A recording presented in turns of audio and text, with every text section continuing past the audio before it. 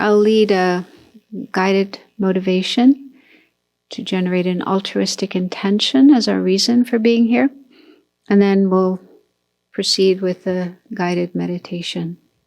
We'll take a few more minutes to just do some meditation, reflection, in order to bring into our mind positive thoughts and aspirations as our reason, our motivation for being here and participating in this session. So Tibetan lamas often say at the beginning of a teaching, for example, all sentient beings want happiness and all sentient beings do not want to suffer. So this is a fairly simple idea, but it's one that we may not think about very much. And if we do think about it, it's enormously helpful to open our minds and our hearts to other people, other beings, and enable our minds to feel more love and compassion for them, and even beyond that, to feel the wish to help them, to do what we can to help them. So just for a few moments, contemplate that idea. All living beings, that means everyone, all the human beings on this planet, and also all the living beings, animals and so on. They're just trying to stay alive and fulfill their needs for food and shelter and safety. And they're trying to avoid suffering, sickness, pain, death, hunger, and feeling threatened by others. So this is like a really deep down feeling in the mind of every person and every living being. We all are just trying to avoid problems and pain and suffering. And we're all just trying to fulfill our needs and our wishes and experience peace and happiness.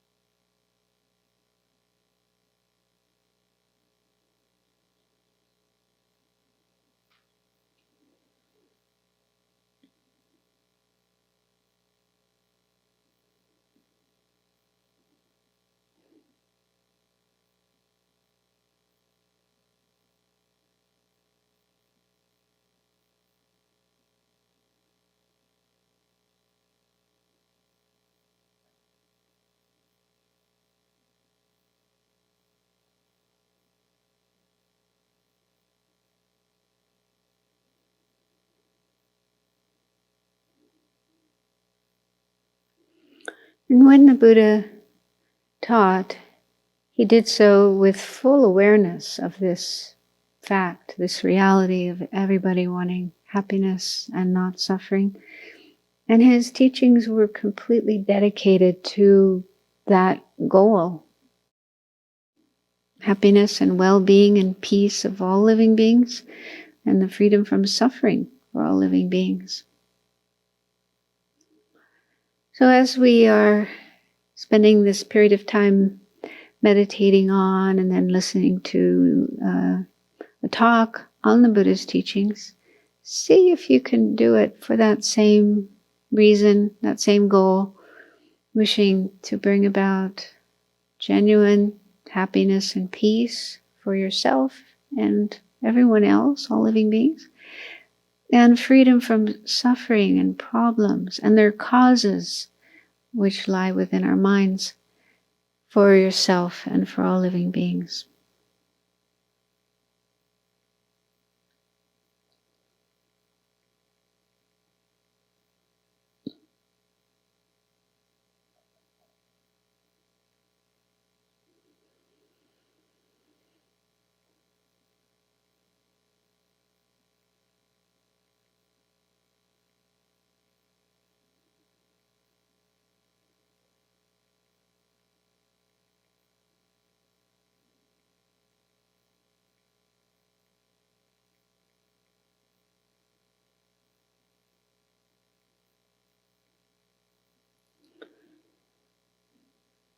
So let's spend the first 10 minutes of this meditation session in silence.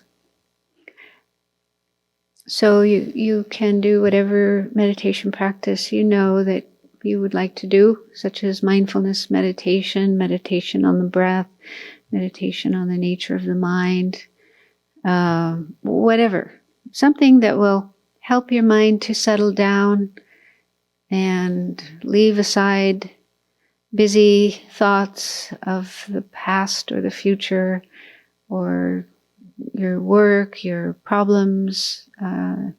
Just put aside all of those other thoughts and do the best you can to keep your mind right here in the present moment and present place, wherever you are, focused on something positive and constructive, something that will help your mind to be more clear and more peaceful, more open.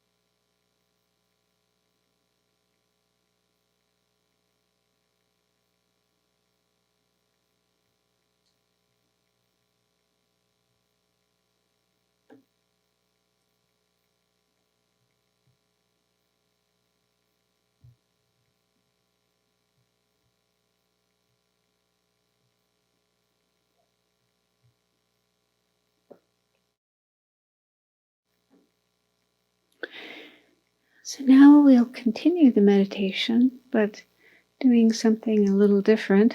We'll do a guided analytical meditation,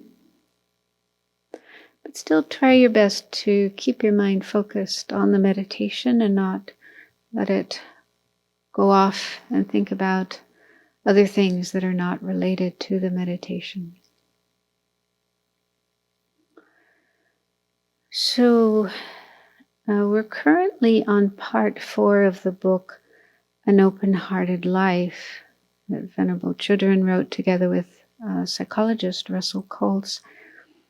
And part 4 is called Compassion and Connection. And it deals with how we connect with others and how we can bring more compassion into our relationships and our interactions with others. So I thought it would be helpful to do a meditation that explores where we are actually at in that regard. To look at situations in which we are able to be compassionate, as well as situations where we are unable to respond compassionately. and instead have other responses that are not compassionate. And we'll also look at ways in which we can start working on that. However, an important point to keep in mind is the need to have compassion for oneself. So during the meditation, do try to avoid having feelings of guilt or shame about any lack of compassion you notice in yourself.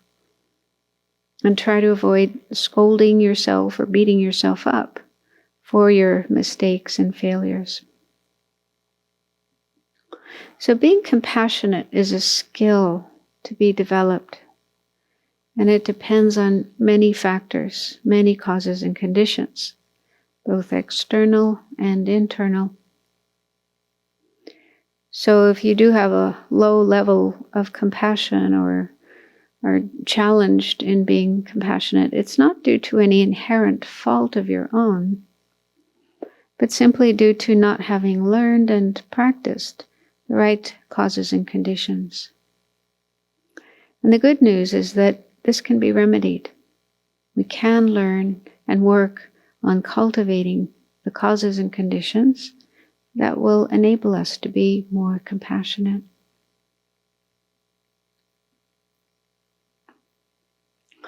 So first of all, I invite you to bring to mind a time when you were able to be compassionate in a situation. For example, you may have noticed a person who was in need of help, and you felt compassion for that person and wanted to help them.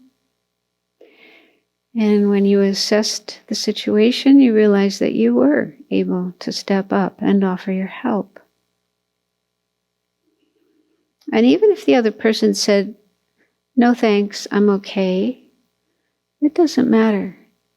The point was that you were willing to help, motivated by compassion. So look into your memory and bring to mind such a situation and review that situation. And look at how you felt during the situation and also afterwards. And remember that it's healthy and positive to rejoice in good things that we do. So there's nothing wrong with feeling happy that we were able to act with compassion. But on the other hand, try to avoid arrogance or comparison with others, like thinking, "Oh, I am so much more compassionate than so-and-so." So those kinds of thoughts are afflicted, so try to avoid those. But instead, just feel happy, feel good, rejoice in the fact that you were able to be compassionate and act compassionately. So just take a few minutes to review that time, that situation in your mind.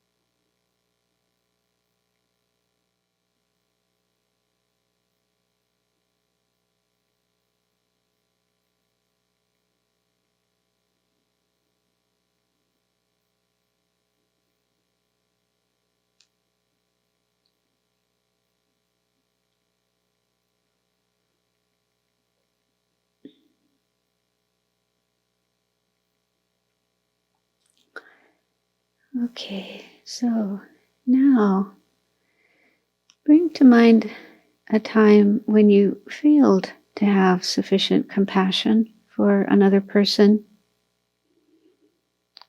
So it may have been a person in need of help, or perhaps someone who is in some kind of difficult situation.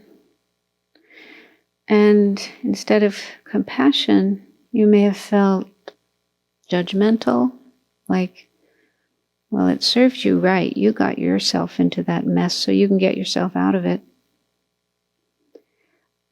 Or your response was just indifference, such that you did not feel motivated to step up and offer help.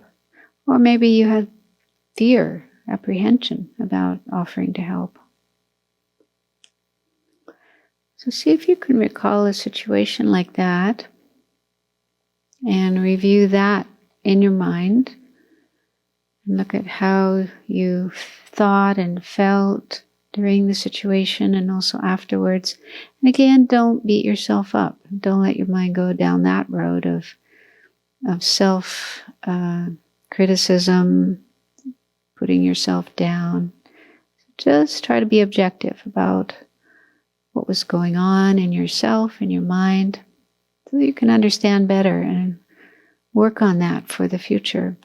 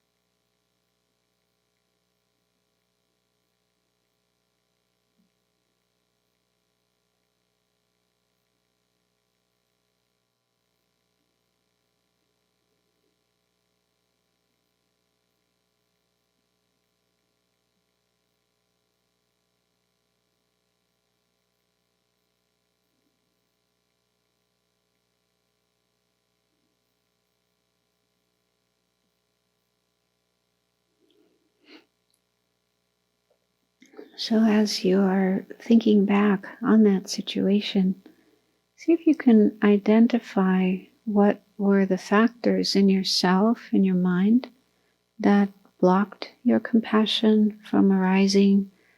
Or even if you did feel compassion, you may have felt blocked from doing something, acting on your compassion.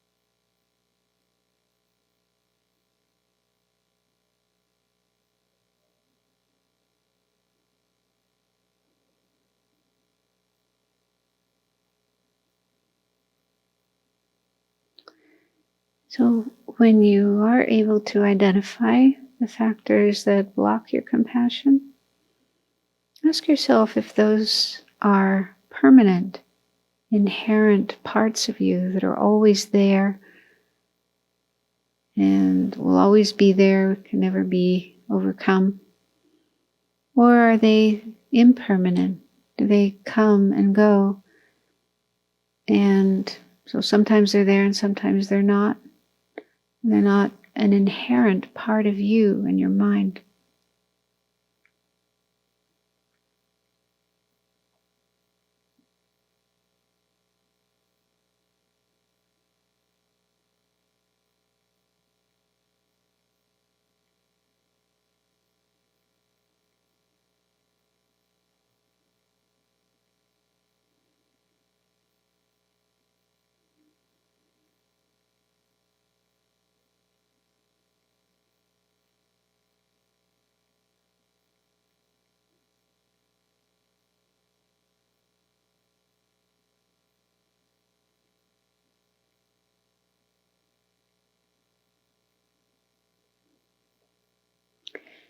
also ask yourself if there are remedies to those factors, things you can do to decrease them.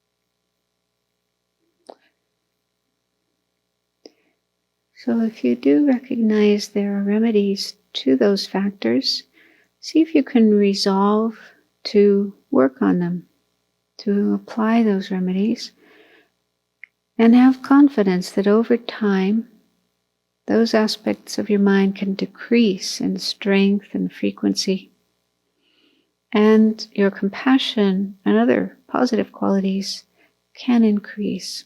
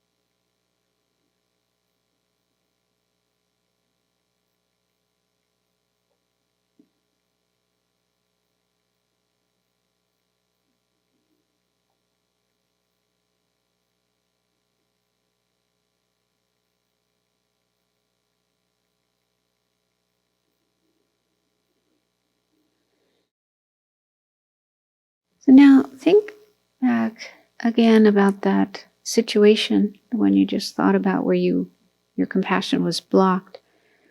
And imagine that you have the chance to relive it.